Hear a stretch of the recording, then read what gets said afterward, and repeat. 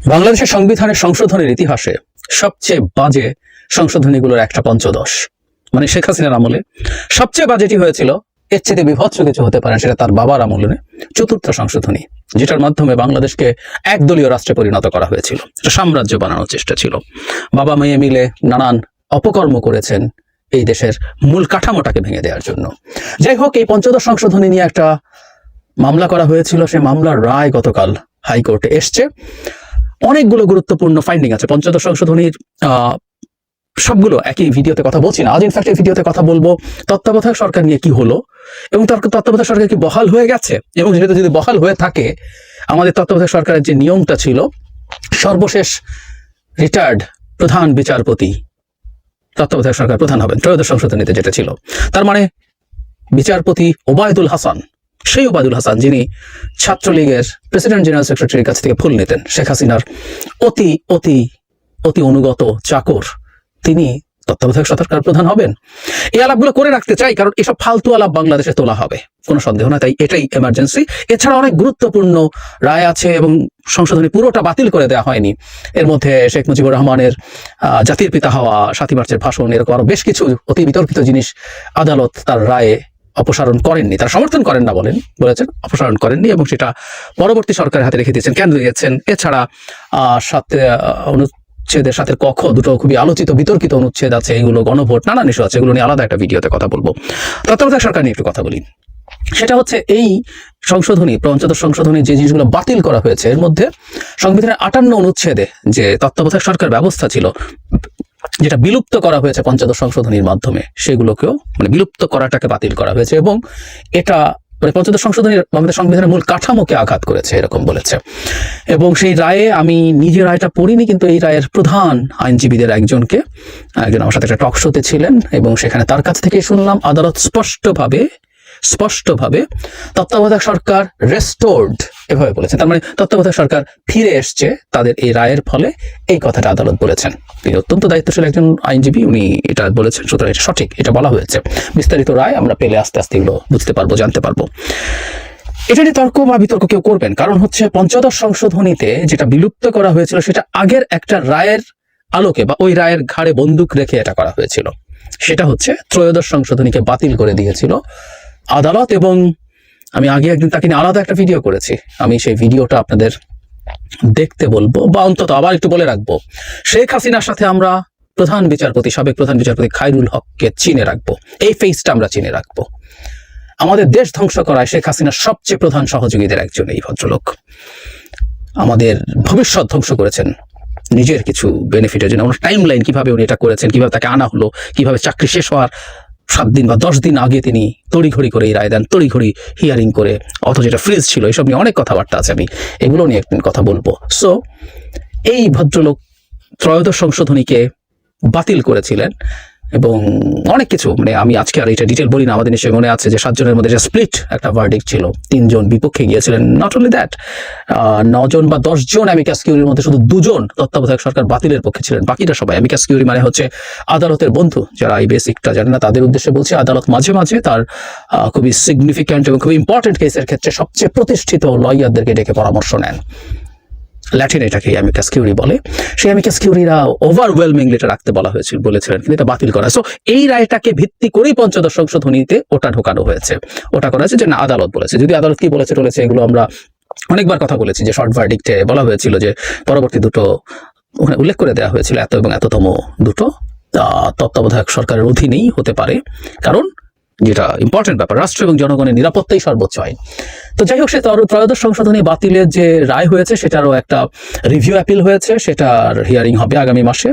এবং 2 জন আইনজীবী 2 রকম ভাবে কথা বলেছেন, এটা এডিট করেছেন। তাদের মধ্যে একজন হচ্ছে ডক্টর বদিউল আলম মজুমদার, তার আইনজীবী ডক্টর শরীফ ভূঁইয়া, তিনি বলেছেন আবার যে ওইটার যদি রিজলভ হয় এবং যিনি অ্যাপিলটা করেছেন রায় যদি তার পক্ষে থাকে, অর্থাৎ ত্রয়োদশ সংশোধনী বাতিলের রায় যদি বাতিল হয়, তাহলে তত্ত্বাবধায়ক সরকার ফিরে আসবে। কেউ কেউ বলছেন এখন, কেউ বলছে তখন। এরপরও তর্ক আছে। তর্কটা কিরকম? আমি ষোড়শ সংশোধনী, আমাদের নিশ্চয়ই মনে আছে এস কে সিনহাকে কেন্দ্র করে এই সংশোধনীটা খুবই আলোচিত হয়েছিল। সেই সংশোধনী ছিল বিচারকদের, সুপ্রিম কোর্টের বিচারকদের ইমপিচমেন্ট বা অভিশংসন সংসদের হাতে নিয়ে যাওয়া। এটা ইনফ্যাক্ট এর আগে যখন এই ষোড়শ সংশোধনী করা হয় তখন এটা সুপ্রিম জুডিশিয়াল কাউন্সিলের হাতে ছিল। তো সেই ষোড়শ সংশোধনী বাতিল করে সর্বসম্মতভাবে আপিল বিভাগ একেবারে প্রত্যেকে একই রায় দিয়েছেন, প্রত্যেকে এটার পক্ষে ছিলেন, বাতিল করার পক্ষে। বাতিল করে তারা বলেছেন যে সুপ্রিম জুডিশিয়াল কাউন্সিল রেস্টোর্ড হবে, এটা ফিরে এসছে। আমরা খেয়াল করলে দেখবেন যে এটা আসলে ফিরিয়ে আনা হয়নি। আওয়ামী লীগ তার সংবিধানে এটা ফিরিয়ে নিয়ে আসেনি তখনকার সংবিধানে।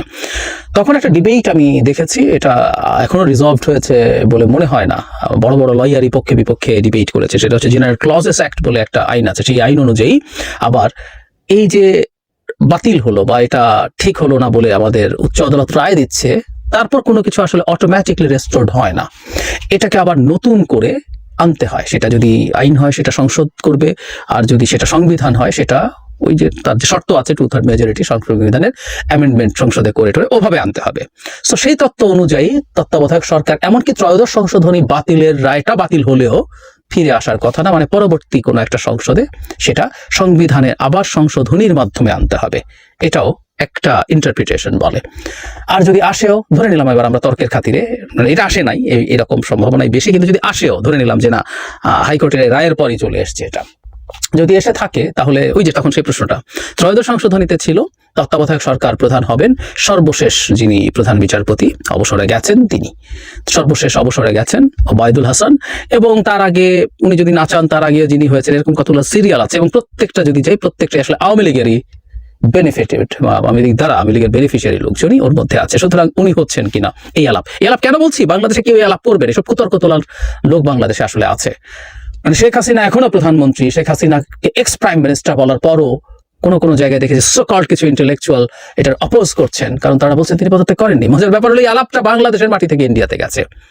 কিছু মানুষ তাদের ব্যক্তিগত কিছু হিসাব নিকেশের জন্য এই সংবিধান বাতিল করাতে চেয়েছিলেন, তার জন্য নানান রকম ভয়ভীতি দেখানোর চেষ্টা করেছেন, ভুলভাবে, মিথ্যাভাবে। এর মধ্যে একটা ছিল শেখ হাসিনা তো এই সংবিধান অনুযায়ী এখনো প্রাইম মিনিস্টার, উনি তো পদত্যাগ করেননি, এবং উনি পদত্যাগ করলেও তাত্ত্বিকভাবে পরবর্তী প্রাইম মিনিস্টারের হাতে যদি হস্তান্তর করা পর্যন্ত তিনি প্রাইম মিনিস্টার থেকে ব্লা ব্লা ব্লা সব সংবিধানে লেখা আছে তো, কথাটা ভুলো না। সো এগুলো এনে দেখানোর চেষ্টা করা হয়েছে, অথচ আর্টিকেল 106 অনুযায়ী আমাদের প্রেসিডেন্ট রেফারেন্স নিয়েছিলেন আমাদের সুপ্রিম কোর্ট থেকে, এবং তখন ওবায়দুল হাসান ছিলেন, কিন্তু মজার ব্যাপার নতুন প্রধান বিচারপতিও না, শেখ হাসিনার প্রধান বিচারপতি ওবায়দুল হাসান ছিলেন। তারা সেই রেফারেন্স আপিল বিভাগ থেকে বলেছে যে এই সরকার গঠন বৈধ। তো শেখ হাসিনার আর কোনো নাম নিশান আসলে থাকার কারণ নেই। ঠিক একইভাবে তত্ত্বাবধায়ক সরকার এটা ওইভাবে আর রেস্টোর্ড এখন এই সরকারের অধীনে হবে না, এই সরকারটা এভাবেই থাকবে এবং তার অধীনেই নির্বাচন হবে। এবং অ্যাটর্নি জেনারেল এটার ইন্টারপ্রিটেশনে বলেছেন যে নির্বাচনের সময় এই সরকারটাই তত্ত্বাবধায়ক সরকার হিসাবে কনভার্টেড হবে। আর যদি আমাদের কোনো কনফিউশন থাকে এগুলো নিয়ে রেফারেন্স নেওয়া যাবে। ওবায়দুল হাসান তত্ত্বাবধায়ক সরকার প্রধান হচ্ছে না, ইটস ফর শিওর। উনি দেশে আছেন কিনা তাও জানি না, পালিয়ে টালিয়ে যাওয়ার কথা। এসব লোকজন বাংলাদেশে বসবাস করবে, এই সাহস তাদের, আমি বলছি না কারোর উপরে হামলা, যে চেহারা তাদের আছে, শেখ হাসিনার অনুগত লোক হিসেবে চেহারা দেখাতে তাদের বাংলাদেশের লজ্জিত হওয়া উচিত। জানি না তিনি আছেন কিনা। যাই হোক, তত্ত্বাবধায়ক সরকার ফিরে এসছে বা ফিরে আসার পথ সুগম হয়েছে, এটা নিয়ে কোনো কনফিউশন নাই। বাংলাদেশে তত্ত্বাবধায়ক সরকার নিয়ে সবাই এখন একমত। আমি এই কথাটা এখানে খুব বলছি যে এই নির্বাচন তো ডক্টর ইউনূস সরকারের অধীনে হবে। তারপরে এই নির্বাচনে যদি ধরে নিলাম আমরা তাত্ত্বিকভাবে বিএনপি নির্বাচিত হলো, বিএনপি নির্বাচিত হওয়ার পর ধরে নিলাম বিএনপি তত্ত্বাবধায়ক সরকার সংবিধানে যোগ করলো না, সংবিধান সংশোধন করে আওয়ামী লীগ পরবর্তী নির্বাচন করতে আসলো। আওয়ামী লীগ তখন সেই নির্বাচনের শর্ত হিসেবে বিএনপির অধীনে করবো না, তত্ত্বাবধায়কের অধীনে হবে।